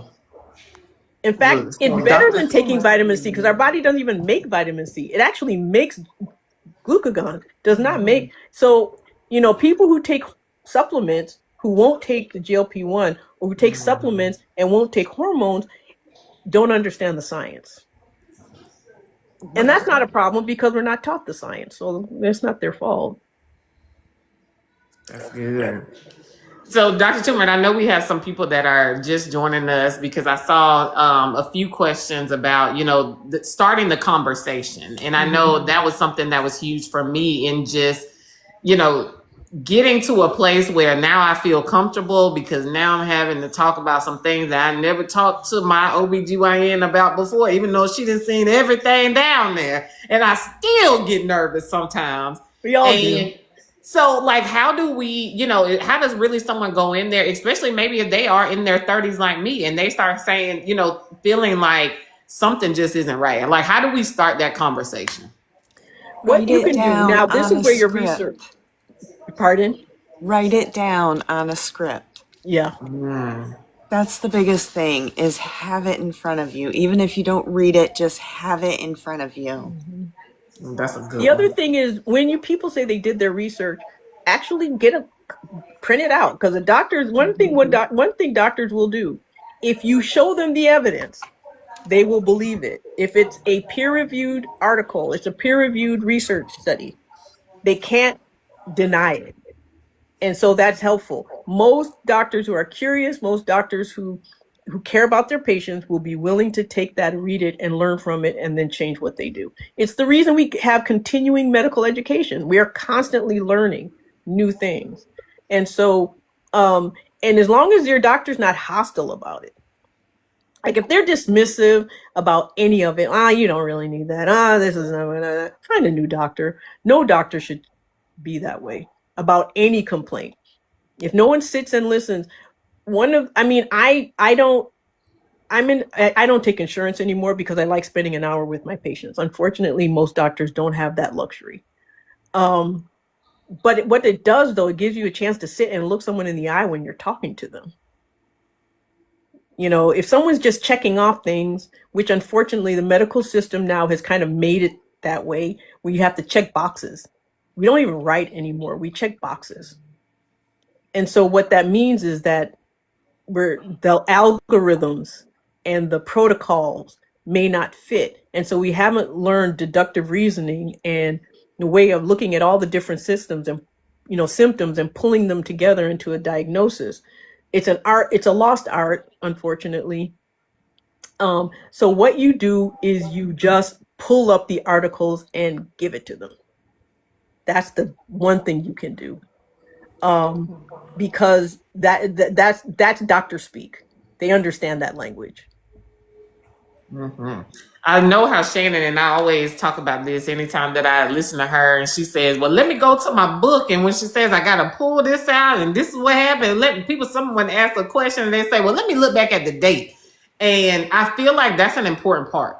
Thinking of knowing your body better than anybody is an important key, and I know that's something that I have to start doing a little bit better. And that's a huge thing that I have definitely learned from Shannon, is making sure, because now I'm listening and I'm feeling like, okay, well, what happened when I did feel that hot flash? Well, what happened? Did I have some wine too late at night? Did I have some spicy food? What happened during that time? And I really have found that is something that has helped me some, even though I haven't been doing it by the book like I should. But that's also something that helps too. Yeah. There's an acronym. Well, I don't know if you call it an acronym, but there's something we use in medicine called PPQRST. And what PPQRST means, and you can write this down and you can take it to your doctor. You can write it and hand it to them. So the first P stands for precipitation. What brought on the symptom? The second P is palliative. What makes it go away? The Q is what's the quality of what you're having. You know, is it when you say hot flashes, is it like you feel like you're burning from the inside out? Does it just feel like you feel warm? Do you just sweat? You know, what's the quality of the symptom you're having? R means does it stay in one place or does it move around your body? Like, for example, does it start in one place and then suddenly it triggers something else? You know, like you get a headache and then suddenly you start sweating. Do your eyes hurt and then suddenly, you know, you lose your sense of taste? Whatever it is, does something happen first and then it causes something else? And we say radiation because a lot of times we use this for pain. So we just talk about radiation. And then S is severity. How severe is it? Is it disrupting your life? Is it disrupting your sleep? Is it disrupting your relationships? Is it disrupting your job, your ability to do your things every single day that you normally do? Is it keeping you from work, keeping you from school? And then T is timing. When does it happen? And how long does it happen? How long do the symptoms last? When do they start? And if you keep a note of PPQRST and you start paying attention, what makes it go away? Those are the questions. That's what doctors are listening for. What brought it on? What made it go away? You know, does it change? Does it, you know, those are the things, because those are the things that help us make informed decisions about how to treat something. You know, whether your auntie had it doesn't matter. Whether it started at your cousin's wedding doesn't matter. Whether it was something that you read about doesn't matter. We want to know what happened to you, when and why. And when you've got a short amount of time to deal with the patient, you want to get right to the point. And the quicker you get to the point, the better treatment you're going to get. So I always say there are bad doctors. I don't say they aren't, but you can make a good doctor out of the doctor you have. Ooh, that's good. I gotta chill on that one for sure. So good. Any other questions, y'all? Because I know any questions that y'all had, Kara Lee, Shannon, Kim, because Dr. Toomer and 5 foot, nothing over there is everything and then some, for sure. I mean, I can't even, my mind is completely blown about so many different things. I feel like I am I feel a lot more at ease about things. I feel like, you know, because sometimes you think too, like, you know, and I know when I was trying to think about questions that I had for the panel and different things, you know, one thing that came up was that there are so many people out there who are going through the same thing. Just when you think that you are by yourself, you're not. You're not, but we don't talk about it enough. We don't talk about it. You know, and I know we haven't even really talked about what those hormones look like for, you know, being on this type of journey that we are on. I mean, trying to be on a health journey just to trying to make sure that our entire body is good. And it's, you know, throwing all those things in there, thinking that, oh, well, you know what? We see somebody else who is doing this. They're doing the same thing I'm doing, and we're still not where they are. And two, we're in perimenopause. We are in menopause, and that's just another level or another notch on our belt of it's going to be different. And we don't talk about that enough. Nope. Our parents used to say, just going through the change. Mm-hmm. And nothing else. Nothing else was ever said about the change. Mm-hmm. My mom's still sometimes in denial about the change, I think. Like, she'll say things and I'll just be like, I'm listening. I'm like, I'm waiting for you to say more about this, because now I'm like, I'm starting to feel what you talked about a little bit. And it's kind of like, nope, she's still not there yet. She still don't want to, like, just like tight lip, like, just nope, we don't talk about it. And I wonder too if it's like a generational thing of, well, my mama didn't talk about it much. All she said was a change too. That was it. Well, if you think about the misogyny that we're dealing with, think about what our mothers went through. They were coming through at a time when they couldn't even have bank accounts, couldn't own a home, couldn't have a credit card. Some of them couldn't vote. I mean, I was born, the year I was born, there were places in this country where we couldn't vote. Yeah. You know, so. No, in the comments, I saw several times somebody was asking at what age should they start HRT? It depends on the person and what symptoms you're having. There is no, that's the thing, it's individual. Okay. But I know that once you hit 70, it's usually too late. But now that information may change because studies are ongoing. But um, it's always beneficial if you're having some issues. If you're not having any symptoms and you're many many years beyond menopause, there it may or may not help much. But there are some studies saying that if you have a family history of dementia, however, you do want to take it no matter when, just to help with that, or heart disease.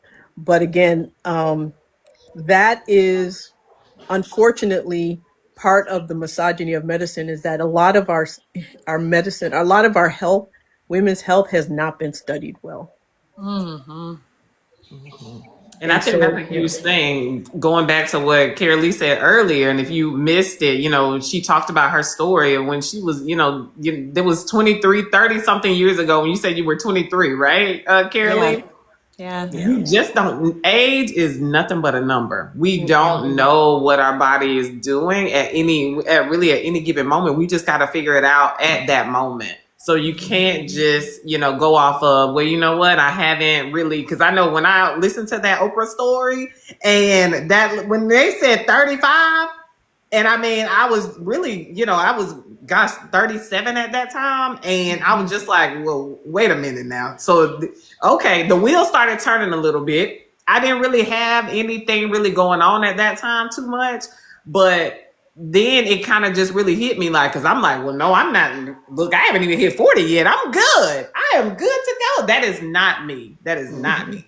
And just thinking and hear that number, and then starting to hear it over and over again when me and Kim started talking about it, and then hear my doctor when she said it the other week, and she's like, oh, you turned 39. She's like, yep. And I'm like, what does that mean? Like, what are you saying right now? And so that's a moment. I mean, it's literally one of those things. It's like, you thought it was unspoken, and we don't talk about that. We just be very quiet and, very demure about it, but it's out there, and you just got to listen to your body. Listen to it.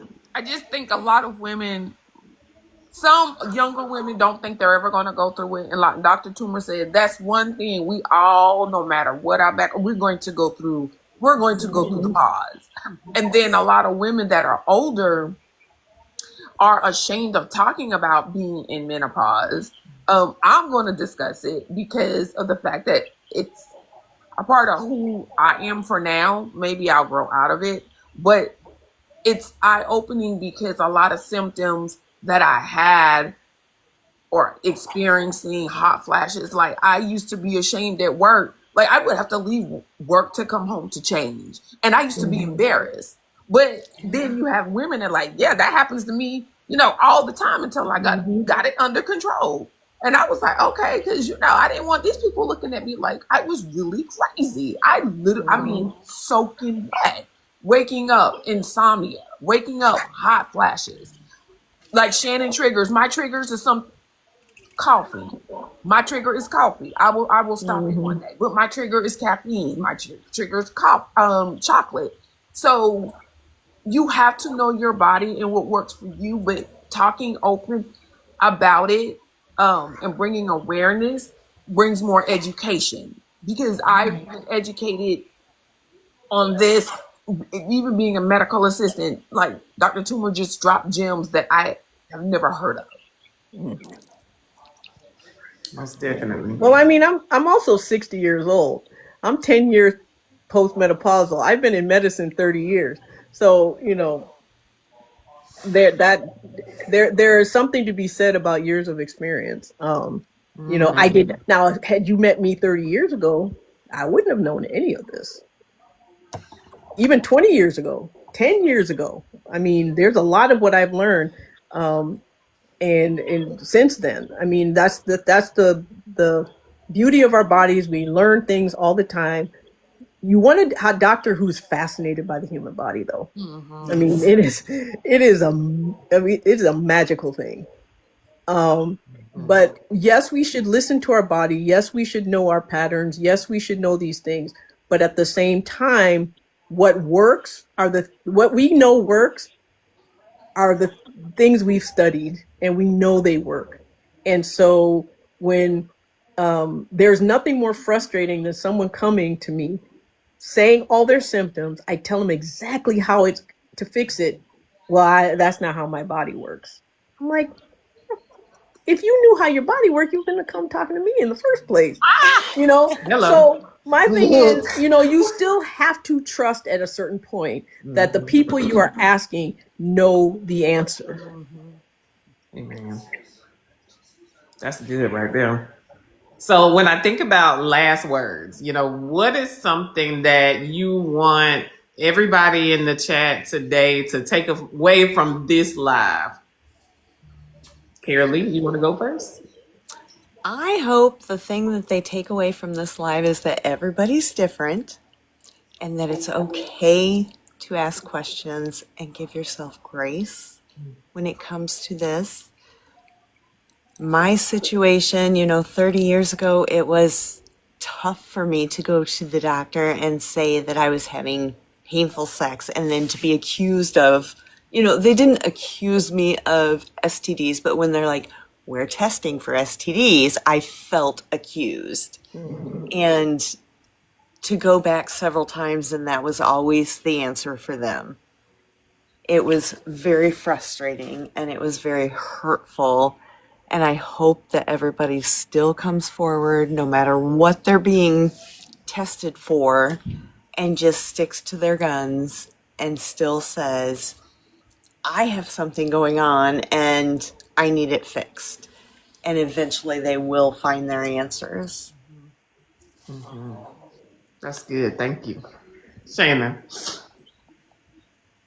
I just say be open to listening to, especially around here on TikTok. You can always trust but verify if you need to. Ear hustle to many of these providers that are in the community dropping gems. I mean, Carrie Lee, Dr. Toomer, a bunch of the obesity management specialists that are in the community. There's some folks outside the community that I follow. Trust but verify, and be open enough to think about it. Like Dr. Toomer has, I probably changed my mind about this whole HRT thing because, yeah, I don't want to be 70 and be a mess on the inside. So I just say be open, and then ear hustle. Don't discount things, because I think there are plenty of providers on this app who are sharing great information about a variety of conditions. So, and I thank Carrie Lee and Dr. Toomer for sharing tonight. Oh, thank you, you guys. I really appreciate Toomer, any last words? Because I'm prepared for what you got to say now. Yes, ma'am. Who, Any me? last words? Yeah, Yes, you. ma'am. Oh, Mm-hmm. Take it on home, okay?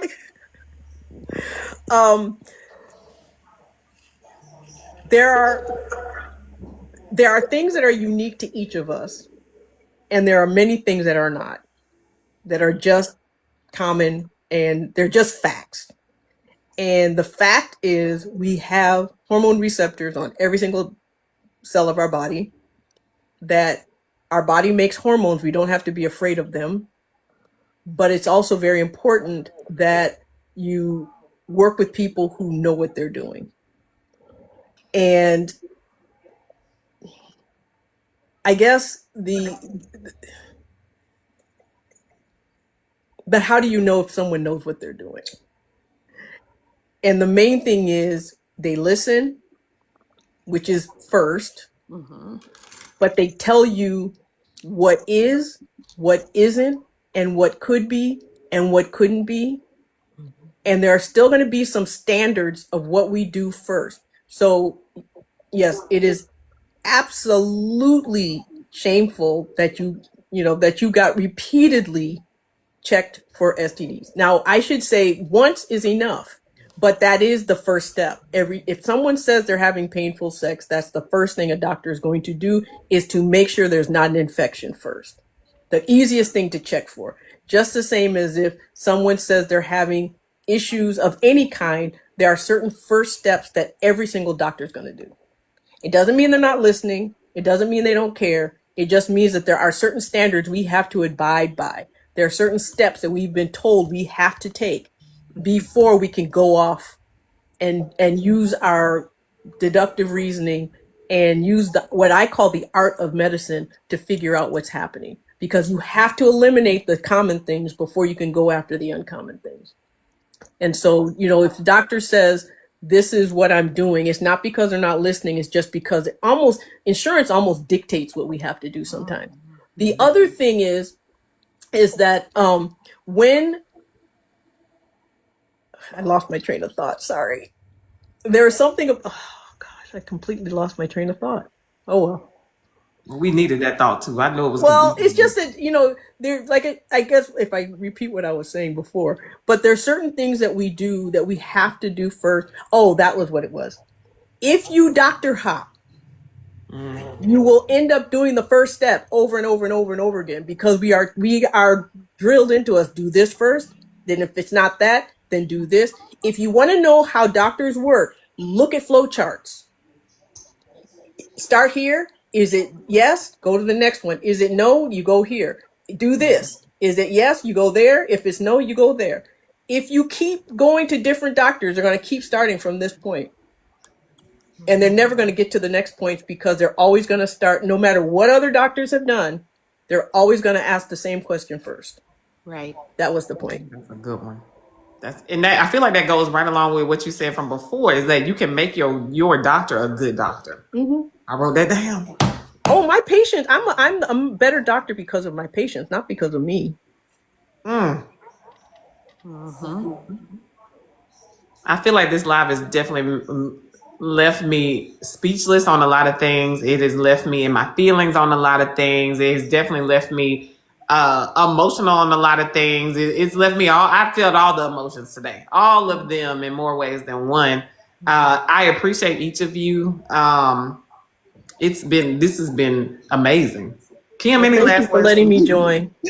I just want to thank everyone on the panel, Carrie Lee, Dr. Toomer, Shannon. Thank you. And thank you for those tuning in, because I know it's late. So thank you so much for showing up, asking your questions. This has been a phenomenal. I've just been sitting back, taking in everything, because I'm learning something myself. So thank you so much. Very appreciative. I'm honored. I don't know if I can Thank say you. this, but if you're not following Carrie Lee, Dr. Toomer, Shannon, everybody on the panel, do so at this time. I will download this, put bits and pieces on this app, but the full episode will be on my YT. So yes. Can I just say one thing also? Thank you for the questions. When you've been studying stuff for a long time and you know things for a long time, you forget what the basics are sometimes, and you forget what it is that people don't know. And so having questions, and I hear this all the time, oh, this is going to sound like a stupid question. There is no such thing as a stupid question when it comes to your body. If you have a question about your body, you ask it. And if anyone treats you like you're being stupid, you find somebody, that means they're stupid, because they probably don't know the answer and they're just kind of pushing it back on you. So, yeah, the questions, thank you for the questions, because I've been reading them as they've been going up and making note, thinking, oh, I need to talk about that more. Or I didn't even think about that. I didn't even think that was something that somebody would want to know. So thank you for the questions. I would love to have a live again, Dr. Toomer and Carrie Lee, because Carrie Lee's a nurse practitioner, where a lot of people are asking, how do you start a conversation with your physician about anything regarding their health? They don't know the basics 101, how to navigate, what to ask, what not to ask. And I would love to have a live about that, because a lot of the questions that I receive, and I can only tell them from a medical assistant, look, when you come in, have your list, but I'm not in with the doctor. And I would love to have you guys back on to discuss that, so people can start advocating for their health. Oh, yes. And it's just really learning a new language. Every profession speaks their language. And it's just learning the language that your doctor speaks, so that they can get to the point, and understanding that there are things we are listening for. And when we hear it, I don't care what else you said, oh yeah, this has happened, this has happened, this has happened, but I have a pain in between my shoulder blades. And it always happens when I go walking, and you're like, I don't care anything else you're talking about, because that's your heart. I mean, we have to zone in on things that we're going to kill somebody. And so people thinking they're being dismissed when actually they're not. They're being saved. And so really learning how to speak, Yeah. doctor speak, just like when you speak, learn mechanic speak when you get your car fixed, or you learn, nail speak when you get your nails done. There's always a language everywhere you go, and you just have to speak the language to get people to do what they're supposed to do for you in the best way that they can. Amen. Dr. Toomer, before we go, and I know you said your last word, can you go over the PPQRST? Because I feel like somebody out there I feel like that is the baseline. Yeah. That is If it. you start with any symptom, and you write this down, if you're going to your doctor for a symptom, if you have more than one symptom, you write it for each of those symptoms. And essentially what it is, P stands for precipitous, or what precipitates, what makes it happen. The second P is palliative, what makes it stop. The Q is the quality. What is it that about this particular symptom that stands out to you? Why is it such a problem for you? Then R is radiating. So does it move? Does it start someplace and move to something else? Does it start as one thing and change? Does it start at one part of your body, go to another part of your body, start in one symptom first? What is there a change in, does it move? Does it change? Does it do anything that's different in a pattern? You want to know the pattern of it. And then S is severity. How severe is it? Does it disrupt your life in any way? Your sleep, your ability to walk, your ability to interact with people, your ability to work, whatever it is, how severe is it? And then T is timing. When does it happen? How long does it last? And if you do that for every single one of your symptoms, and if you do that first, I can tell you your doctors are going to kiss your feet. They're going to be like, oh my God, thank you. You do that for each of your symptoms before you talk about anything else. Yeah. You do that, and I'm serious, your doctor will hug you. Oh my God. They're going to ask you, where did you learn that? And you tell them, Dr. Toomer told me. No. Toomer said. Mm-hmm. No, but we learned that anyone who went to Michigan State University College of Human Medicine will recognize that right off the bat, because that's where we learned it. Amen. Well, I love this. I have loved the discussion. I know that everybody in the chat, has learned so much. Dr. Toomer, Shannon, Carrie, we appreciate y'all more than you know. I'm honored. This has been amazing. Like Kim said, she definitely wants to do another live, so we would definitely appreciate y'all. So be on the lookout for that as well. My low country girl. I might get in trouble. Look, Dr. Toomer, I done sent like 3 people to your clinic.